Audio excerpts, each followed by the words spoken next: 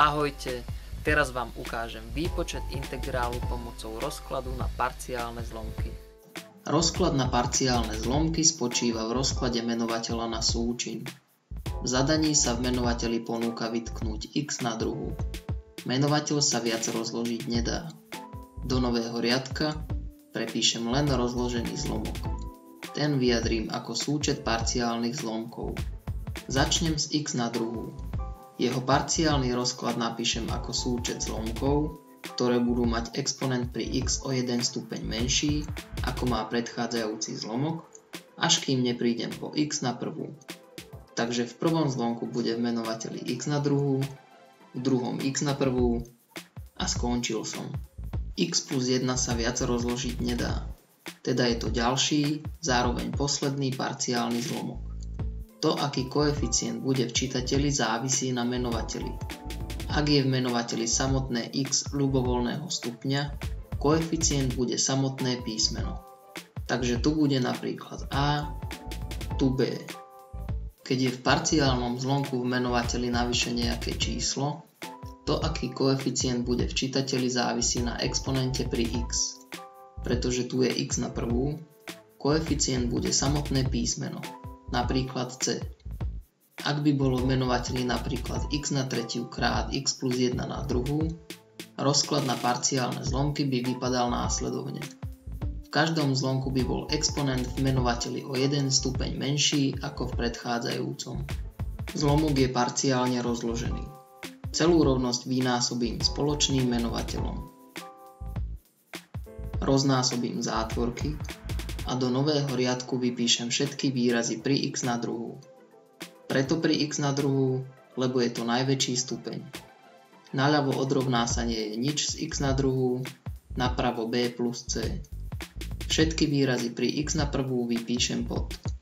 Naľavo nič, napravo a plus b. Do ďalšieho riadka vypíšem výrazy pri x na nultú, teda tie, pri ktorých nie je x. Naľavo je to 1, napravo a. Z poslednej rovnice vyplýva, že a sa rovná 1. Zvyšné koeficienty dopočítam dosadením jednotky za a. Vypočítané koeficienty dosadím do parciálnych zlomkov a pôvodný integrál vyjadrím ako súčet troch integrálov z vypočítaných parciálnych zlomkov. Ďalej je to počítanie integrálov podľa vzorcov. V ďalšom príklade rozložím menovateľa na súčin podľa vzorca a na druhú minus b na druhú.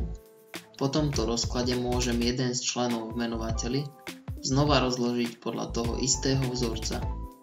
Zlomok s rozloženým menovateľom prepíšem do nového riadka a vyjadrím ako súčet parciálnych zlomkov. Súčin troch jednoduchých zátvoriek napovedá, že parciálne zlomky budú 3. Pretože sú v menovateľoch okrem x aj čísla, typ koeficientu závisí na stupni exponentu pri x.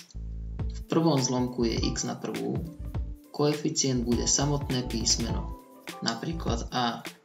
V druhom platí to isté, koeficient bude napríklad b, ale v treťom je x na druhú a preto bude v čitateľi koeficient krát x plus koeficient, napríklad cx plus d. Zlomok je parciálne rozložený. Rovnosť vynásobím spoločným menovateľom. Ukážem iný spôsob, ako vypočítať hodnoty koeficientov. Teraz zátvorky neroznásobím ako v predchádzajúcom príklade. Namiesto toho za x dosadím jednotku. Keď za x dosadím jednotku, niektoré zátvorky sa vynulujú a dostanem hodnotu koeficientu a. Aby sa zátvorky znova vynulovali, za x dosadím mínus jednotku a dostanem hodnotu koeficientu b. Ďalej môžem za x dosadiť 0, za a, b vypočítané hodnoty a dostanem hodnotu koeficientu d. Koeficient c vypočítam tak, že za x dosadím napríklad 2 a za a, b, d vypočítané hodnoty. Vypočítané koeficienty dosadím do parciálnych zlomkov a pôvodný integrál napíšem ako súčet troch integrálov. Ďalej je to počítanie integrálov podľa vzorcov. Pri Pri rozklade výrazu integrály na parciálne zlomky je treba menovateľa rozložiť na súčin, rozložený zlomok dať do rovnosti s parciálnymi zlomkami, vypočítať správne určené koeficienty parciálnych zlomkov a výsledné parciálne zlomky správne zintegrovať.